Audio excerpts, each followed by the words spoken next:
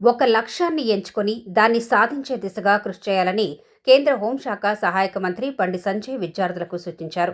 అదనపు ఎస్పీ శేషాద్రి రెడ్డి చిన్ననాటి నుంచే ఐపీఎస్ కావాలని సంకల్పించి తన తండ్రికి ఇచ్చిన మాటను నిలబెట్టుకున్నారని ఆయన అన్నారు. ఇంట్లో కూర్చోకుండా కష్టపడి చదువుకొని ఐపీఎస్ సాధించగలిగిన ఉదాహరణగా శేషాద్రి రెడ్డి నిలిచారని చెప్పారు. విద్యార్థులు కూడా ఒక మంచి ఆలోచనతో లక్ష్యాన్ని ఎంచుకుని కష్టపడి చదువుకోవాలని బండి సంజయ్ పిలుపునిచ్చారు. మంచి ఆలోచనతోని మీకు సైకిల్ ఇస్తున్నాం, కానీ మీరు లక్ష్యాన్ని ఎంచుకోవాలి. ఇక్కడ అడిషనల్ ఎస్పీ గారు ఉన్నారు. అడిషనల్ ఎస్పీ గారు అంతకుముందు చదువుకున్నారు, కానీ అడిషనల్ ఎస్పీ గారికి ఏముండే ఒక లక్ష్యం ఉండే, నేను ఐపీఎస్ కంపల్సరీ కావాలి. వాళ్ళ నాన్నగారు మాట ఇచ్చారు, ఎస్ నేను ఐపీఎస్ అయితే అని చెప్పి వాళ్ళ నాన్నగారు మాట ఇచ్చారు. అవునా అంతే కదా? ఏం చేశారు? ఐపీఎస్ కావాలని చెప్పి ఇట్లా కూర్చోలే, ఒక లక్ష్యాన్ని ఎంచుకొని ఆ సక్సెస్ అయ్యేవారు కూడా కష్టపడి పనిచేశారు.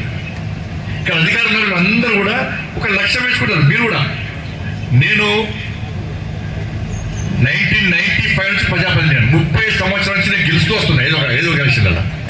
కానీ లక్ష్యం ఉంది నాకు. నేను రాజకీయ నాయకుడు కావాలని అనుకోలే. నేను ఏవీపీ కార్యకర్త, ఆర్ఎస్ఎస్ ఉన్నప్పుడు ఏవీపీ కార్యకర్త ఉన్నప్పుడు ఏవీపీ ఫుల్ టైమర్ పోవాలనుకున్నా, విద్యార్థి పరిషత్ ఫుల్ టైమర్ పోవాలనుకున్నా, రాజకీయాలు ఇష్టం లేకుండే. కానీ అప్పుడు ఏవీపీ ఉన్న కేసులు బాగా ఉన్న తర్వాత అందరు కలిసి నువ్వు బీజేపీ వాళ్ళకి పోవాలంటే నేను బీజేపీలోకి పోయినా, తర్వాత బీజేపీకి వచ్చిన అర్బన్ బ్యాంక్ డైరెక్టర్ నుంచి లాస్ట్ మీరు అందరు కష్టపడి గెలిపిస్తే ఎంపీ అయినా, ఇప్పుడు కేంద్ర సహాయ మంత్రి కూడా అయినా.